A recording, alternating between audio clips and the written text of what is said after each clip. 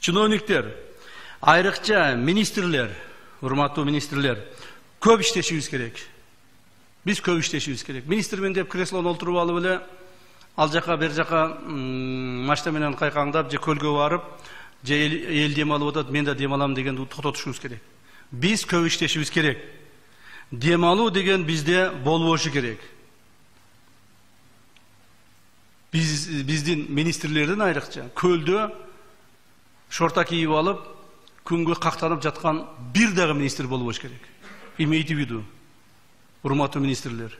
Бир дагы министр көлдө шорта кийип кактанып жатканын көрбөйм. Мен бул боюнча өзүм дагы чоң чара көрөм. Дем алгыла, үйүңөрдө дем алгыла, иштегиле. Келдиңерби министр болуп, иштегиле. Отпуска деген бизде болбойт.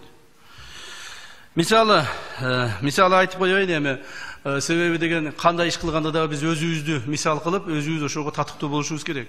Жөн эле сөз менен сүйлөп койбостон. Мына мисалы мен айтайын, бүгүн эртең менен мен саат 5-тен бери жумуштамын. Министрлер саат 8:30-9-да жумуш башталат деп келесиңер. Андай болбош керек.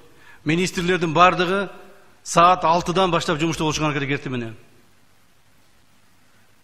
Пробканы создавать этип, элдер бардыгы саат 8:30-да 9-да жумушка чыкканда силер дагы көчөгө чыкпастан, эртең менен саат 6:30-да жумушта болушуңар керек. Урматтуу министрлер, урматтуу коллегалар, бул биздин элге көрсөткөн үлгүбүз болот. Бизди көрүп, силерди көрүп, силердин кызматкерлериңер дагы эртерээк жумушка келет. Иштегенге аракет кылышат.